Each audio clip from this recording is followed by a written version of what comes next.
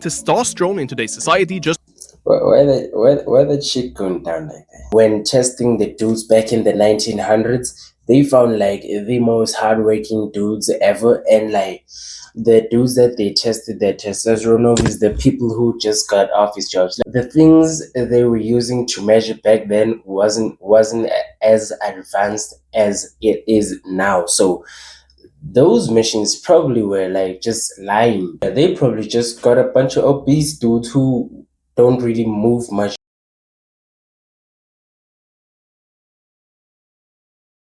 The testosterone crash.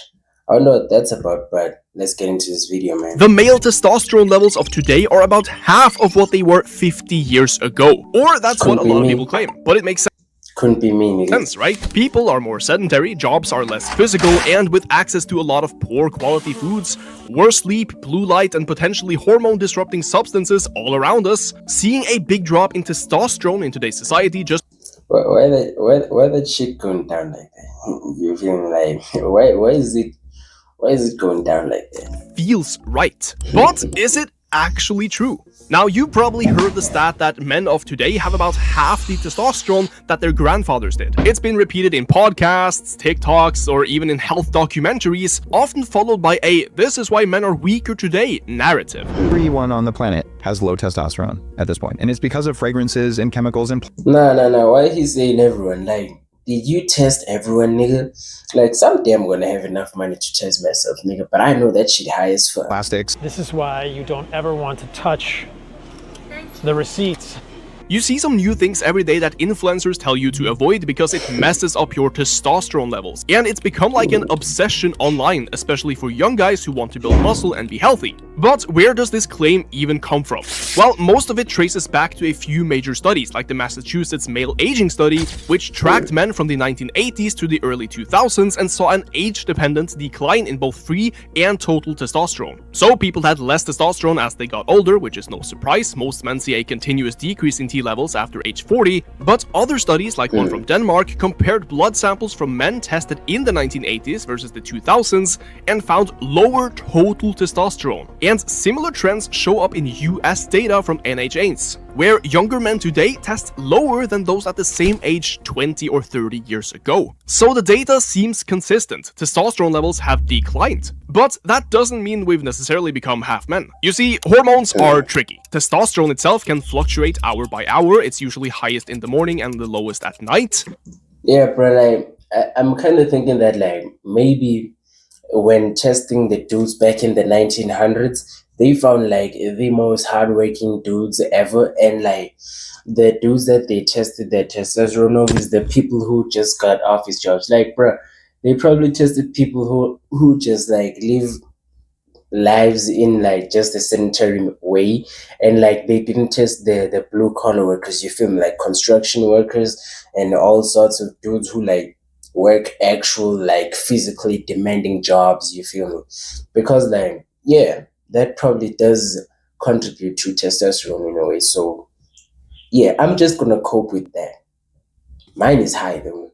Different labs use different methods to assess testosterone, and older methods weren't always as standardized. So when you compare blood samples from the 1980s to blood today, you're not always comparing apples to apples. More like you're comparing some weird apple from 50,000 years ago to modern apples. Some of the apparent drop might just be measurement drift, improved accuracy revealing that old numbers were a bit inflated. And even in the Danish data, once researchers corrected for SHBG, the protein that binds testosterone, free testosterone, which is the biologically active one, Yeah, bro. He's also spitting facts on this, bro. Like the things they were using to measure back then wasn't as advanced as it is now. So those machines probably were like just lying, you feel me, because they couldn't take everything into account, and today's machines are actually like really accurate, you feel me. barely changed at all. So total T went down, but the testosterone that actually matters and makes you feel good and perform didn't drop at all. Still, it's not just about the lab work. There are actual reasons why testosterone could really be dropping.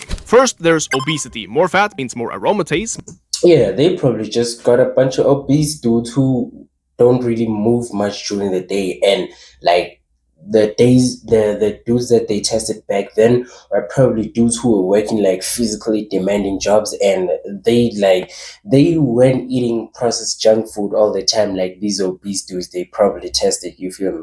So those dudes were probably eating their vegetables and shit, and these ones, like, they don't even know what a vegetable is or looks more like. conversion of testosterone to estrogen, and with obesity come many lifestyle-related diseases like diabetes, which also lowers SHBG, which carries testosterone in the bloodstream. There's also sleep. Men sleeping about 5 hours per night can see testosterone drop by 10 to 15%. Society has become very career-focused, and with the inclusion of phones to keep us up all night, testosterone in the general population might see an impact as well. If you listen to all the signs and symptoms, it includes probably the majority of men in the United States. Then there's medication. Antidepressants, opioids, and even some common painkillers can actually reduce testosterone, especially at high dose.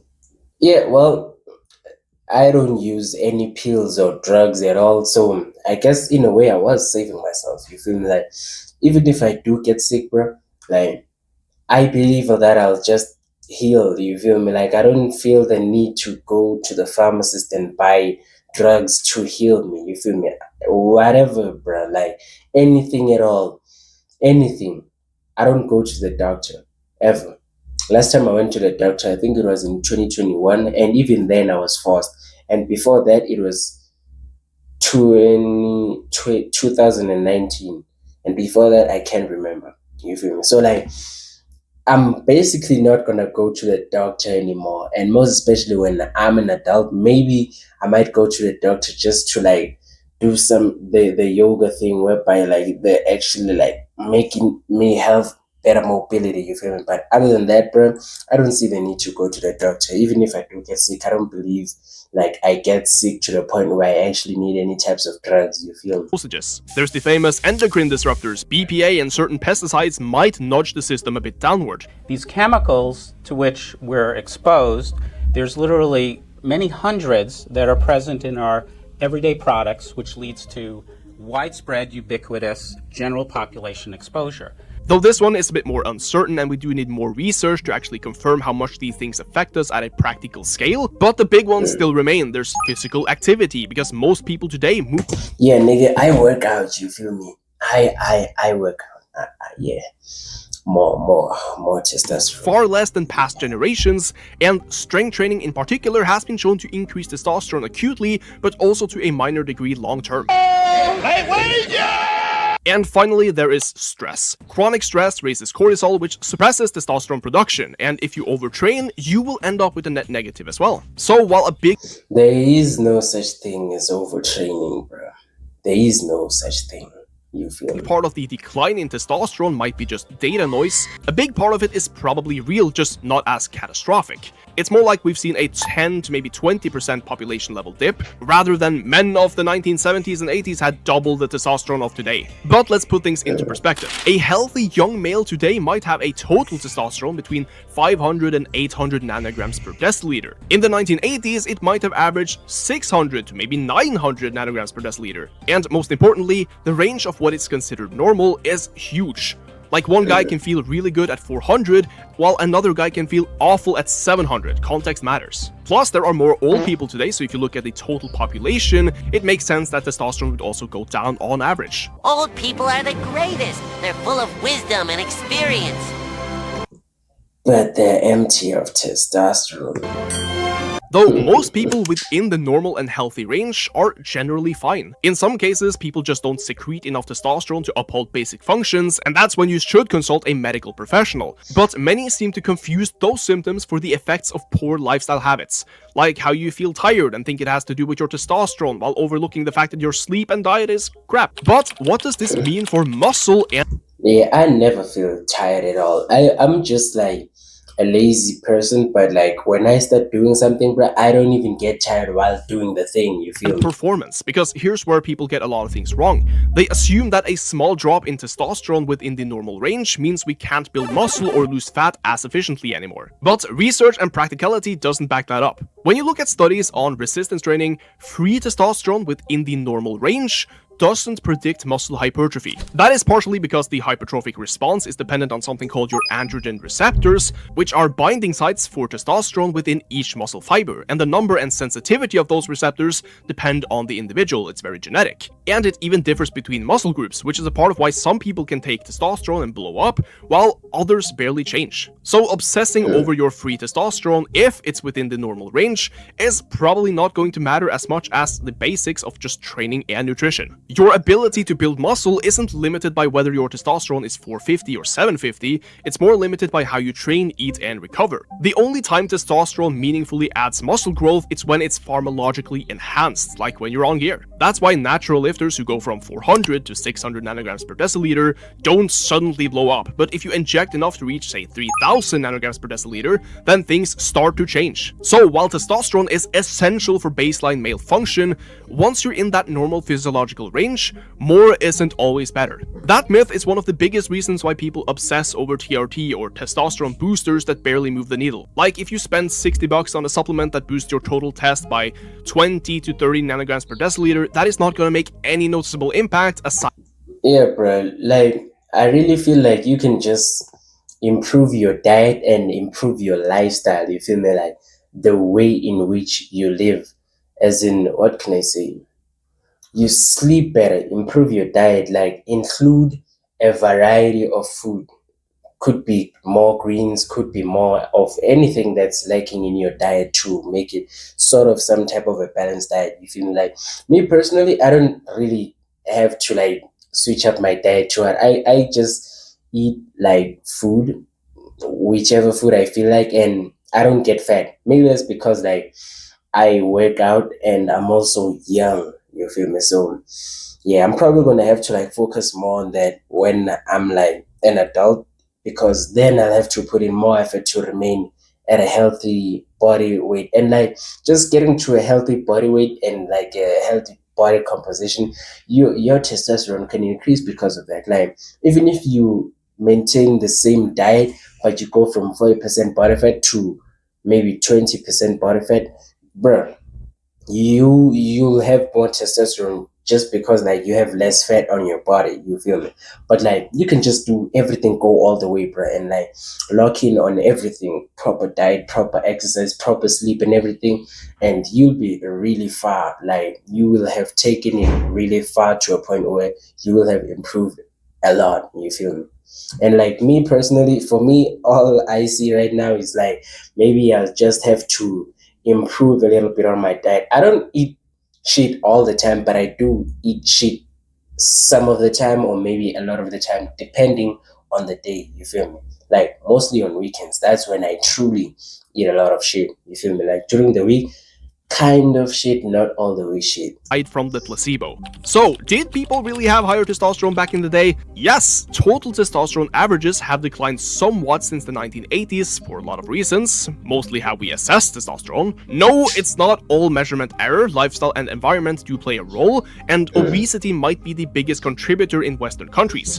Exactly as I said, like you can just like improve your body fat, like going from a really high body fat to a decently healthy body fat percentage, and that will like have solved a lot of the issue. But free testosterone, the part that really matters the most, hasn't dropped that much on average. And for muscle and performance, those differences don't really matter unless you're deficient, aka you are below that recommended threshold and you start. Yeah, bruh. Honestly, I don't feel like I'm any type of deficient in terms of the muscle and the strength thing, because like even without working out, or just without working out all that hard, I pretty much maintain or gain strength really easy without having to put in much effort at all. But also, that could be because I am young, possibly.